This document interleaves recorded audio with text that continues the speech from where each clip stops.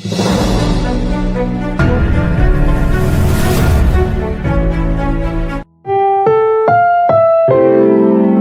programang ito ay rated SPG, striktong patnubay at gabay ng magulang ang kailangan. Maaaring may masiselang tema, lengguwahe, karahasan, sexual, horror o droga na hindi angkop sa Welcome back mga ka-episode plus at narito ang mga dapat nating abangan dito nga lang sa abot kamay na pangarap. Kung saan nagbabalik na naman nga itong si Moira sa Apex at dito nga ay plano nga niya na makapagkampihan pa nga sa mag-ama na si Justine at kay Eric na makapaghiganti dito nga kay Giselle.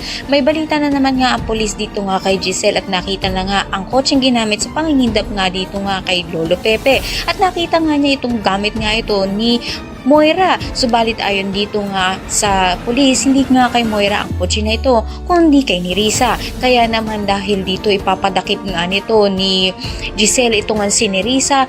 Ngunit ayon nga dito nga kay Nerissa, pinaglalaban nga niya na wala siyang kasalanan sa pangdukot nga dito nga kay Lolo Pepe, kung saan ginamit nga lang ang kotse nga niya upang makidnap nga ito nga si Lolo Pepe. Nang maiipit nga ito nga si Nerissa, ito na nga kaya ang pagkakataon niya upang sabihin at ipagtanggol ng sarili niya na wala siyang kasalanan at si Moira naman talagang nagagawan at si Zoe sa pagdukot nga kay Lolo Pepe. Lahat ng yan abangan natin. Maraming salamat sa inyo.